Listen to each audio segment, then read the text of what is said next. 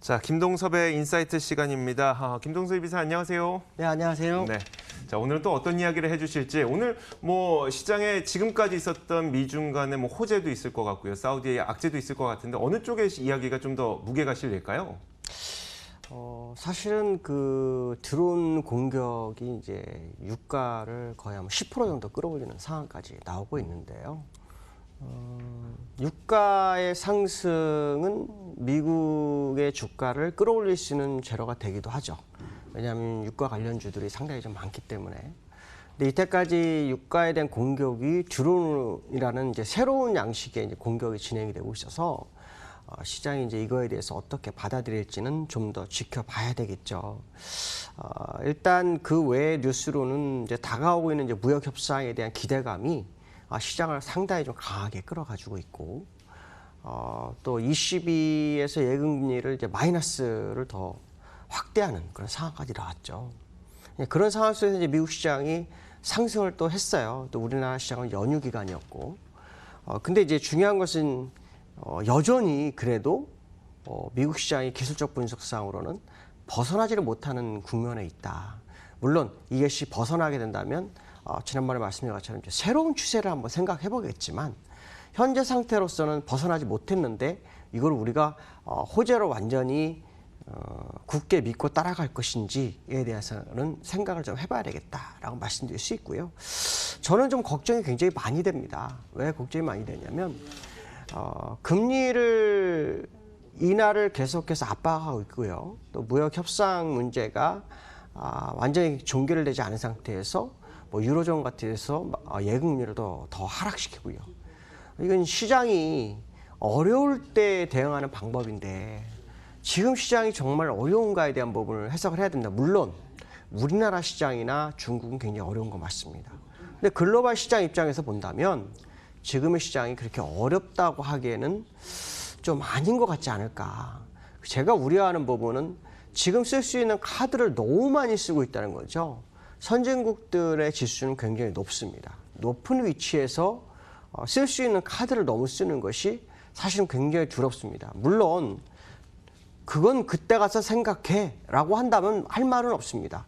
그러나 분명한 것은 뭐냐면 항상 시장은 갑자기 악재가 다가옵니다. 잘 가던 시장이 어느 순간인가 절벽에 있는 경우도 많았거든요. 그렇기 때문에 항상 비자의 카드는 쓰지 말아야 되는데 그 카드를 너무 쉽게 쓰고 있고 그 카드를 쓰게끔 시장을 종용하고 있고 또 그러한 환경을 무역 분쟁에서 만들고 있는 것이 사실은 향후 시장에 대해서 굉장히 두렵다라고 말씀드릴 수 있는데요. 현재 입장에서 아마 시장을 보면 약 8거래일 정도 연속 랠리를 합니다. 미국 시장이. 그러면서 주가를 끌어올리죠. 후행 스페럴은 돌파가 됐어요. 그렇죠? 그러면 이걸 보고서는 와 이제 많이 가는구나 라고 생각하겠지만 연장선으로는 제가 지난번에 한번 그어놨죠. 27,700 정도 위치. 근데 슈팅 공간을 잡아서 28,200을 잡고 거기서 만약에 양봉을 세워버리면 여기서부터 이만큼의 더 상승이 있을 수 있기 때문에 굳이 지금 따라갈 이유는 없다라는 표현을 썼죠. 아시겠지만은 그 무역 분쟁 협상 과정 속에서 중국이 대두나 이런 거에 면세 이런 거 얘기도 나왔죠. 유로존 20에 예금리를 더 낮춰가지고 시장에 돈이 나올 수밖에 없는 구조까지 만들었죠. 근데도 더 치질 못합니다. 유가가 10불 정도 올라가게 되면 사실 주가가 올라갈 수 있는 부분이 있는데 왜냐하면 뭐 앨런이라든가 이런 엑스모빌이나 이런 쪽에서 이 주가가 올라가서 다우를 끌어올릴 수 있거든요. 근데 트럼프가 또 그 비축유를 방출합니다.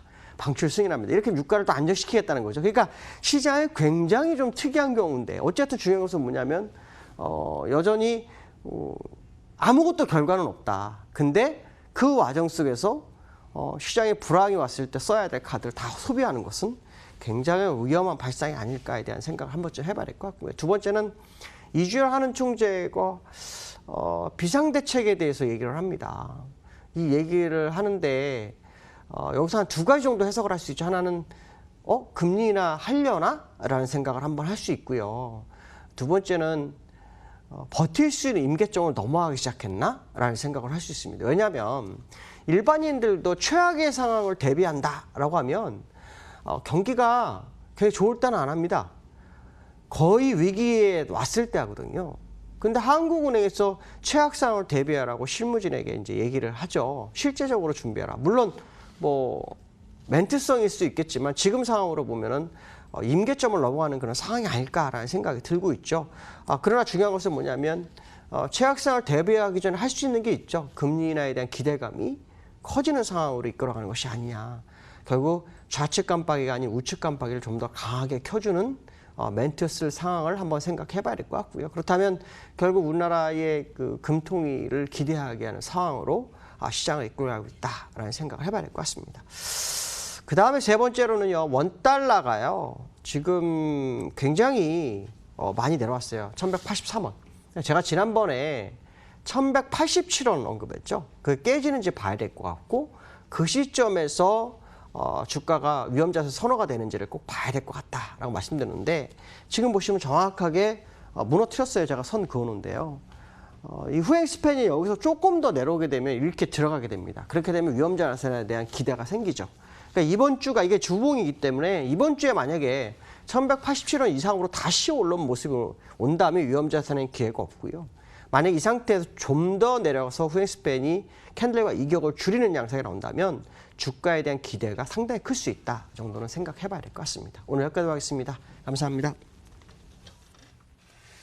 자, 이렇게 저희가 시장 공감텐 준비된 소식은 모두 여기까지입니다. 여러분들 아마 연휴가 끝난 직후에 이제 뭐 시장에 대해서 다시 한번 공부해보고 지금 시장이 어떻게 흘러가고 있는지 현명하게 뭐 판단을 내리고 계실 텐데, 이어지는 모든 시간도 저희 머니투데이 방송과 함께 하시면서 현명한 투자 전략 세우시고 오늘도 성공 투자하셨으면 좋겠습니다. 자, 지금 시장 공감텐 내일 같은 시간에 찾아뵙도록 하죠. 오늘 시청해주신 여러분 고맙습니다.